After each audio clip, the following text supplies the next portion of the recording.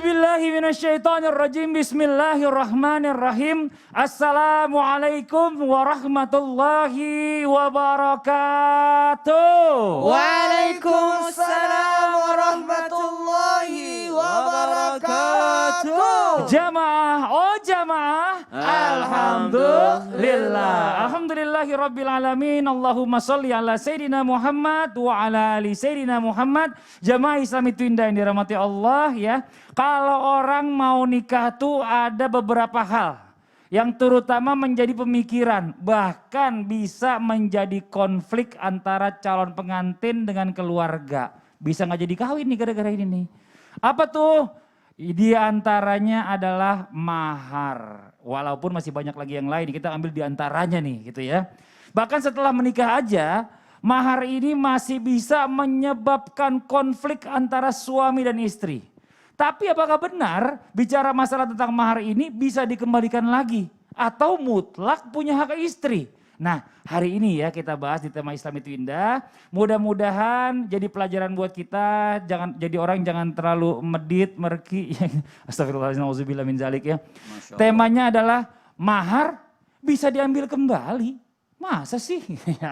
Nah kita sekarang aja deh. Lihat dulu ada sebuah tayangan ya. Yang mungkin maharnya ini nggak biasa. Ini ada viral tentang mahar nikah dengan bakso goreng. Ini di tayangannya. Saya nikahkan, saya kawinkan anak saya, Amis Deka Fadila, kepadamu dengan mas kawin, seperangkat alat sholat, ditambah uang Rp500.000 dan 1 box bakso goreng tunai. Saya terima nikah dan kawinnya Ami Deka Fadila binti Surono. Saya berdiri dengan mas kawin tersebut dibayar tunai.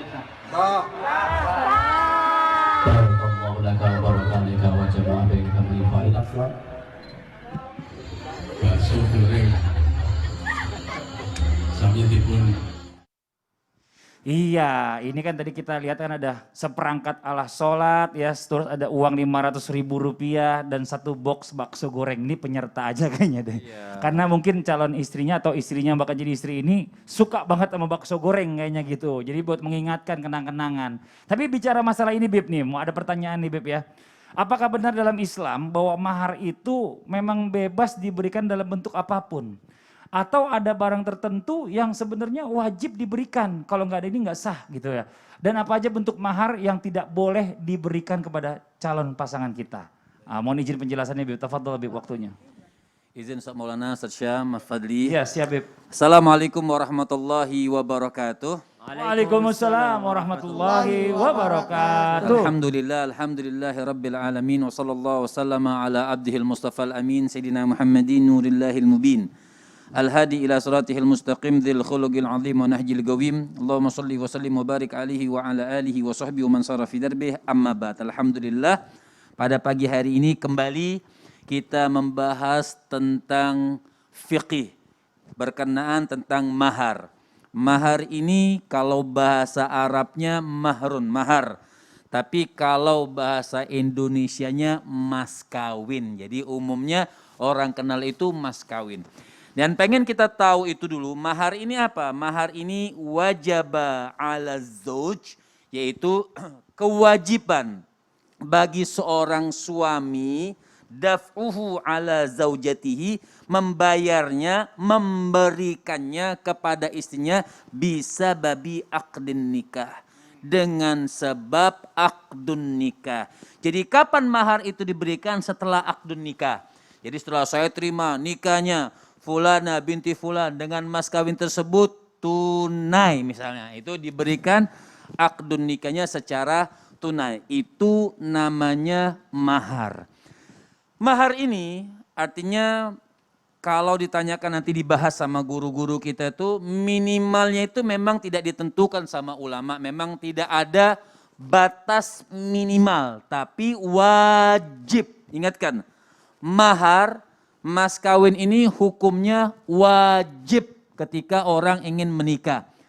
Dan tidak ada batasannya, walaupun nanti di dalam Fathul Qorib itu nanti dijelaskan sama guru-guru kita tidak kurang daripada 10 dirham, tidak lebih daripada 500 dirham, artinya tidak memberatkan. Seorang wanita, perempuan tidak memberatkan, juga tidak dimurah-murahkan. Seperti itu.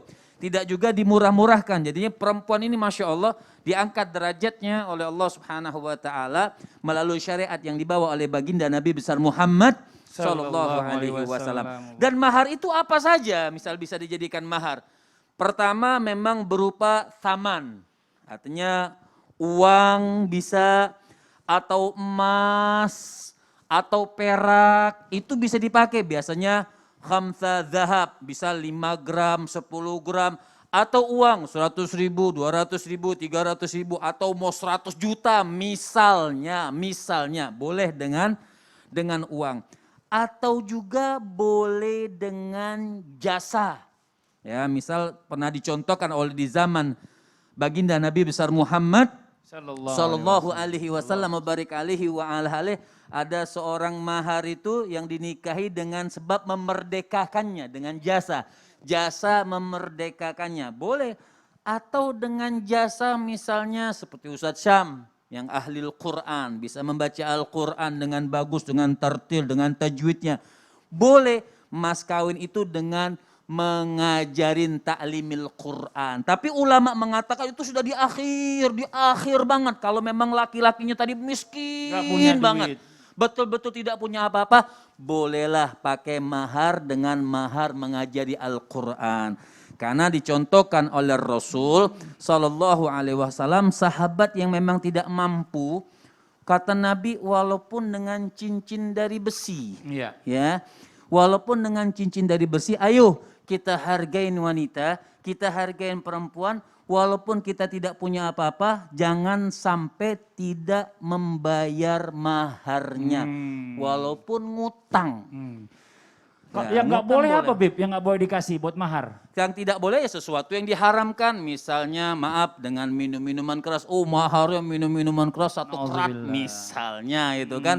Artinya sesuatu yang memang diharamkan oleh Allah Subhanahu wa Ta'ala tidak boleh kita jadikan mahar. Misalnya jasanya saya akan merampok ini, jasanya jasa ngerampok misalnya menjadi mahar. Nah, itu yang tidak boleh. Kalau bakso tadi boleh ya buat penyertai boleh, itu ya. Bakso goreng untuk menyertai makanan boleh. Apa yang misalnya memberikan dia misalnya tadi sesuatu yang barang atau sesuatu yang jasa atau juga makanan boleh.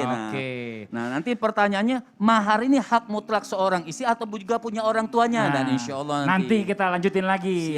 Masya Allah, ini bicara masalah mahar awal aja udah bikin panas nih ya kan. Maksudnya kadang-kadang kita gregetan juga, banyak orang yang kurang menghargai. Jadi kalau misalnya laki-laki yang bagus adalah yang paling pandai menghargai wanita. Masya Allah, luar biasa. Nah tadi ada kata-kata 100 juta seandainya maharnya kata Habib ya. Ternyata nih saya juga ada nih sebuah tayangan yang berkaitan dengan 100 juta. Ada calon pengantin ini diminta uang hantaran 100 juta. Dan laki-laki ini memilih batal untuk menikah. Ini ada tayangannya nih Bib. Nih dia.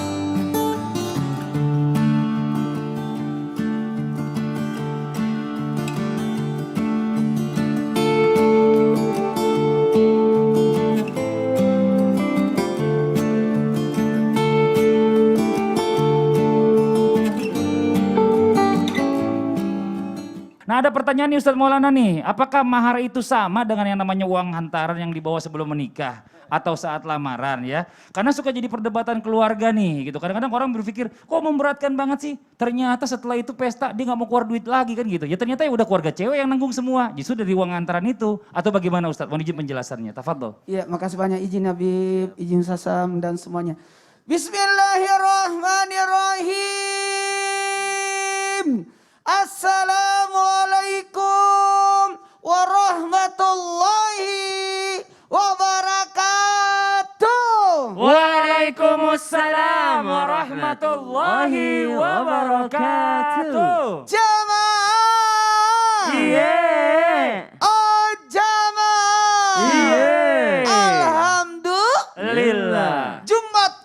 kita hari ini, semoga kita mendapatkan keberkahan di Jumat hari ini.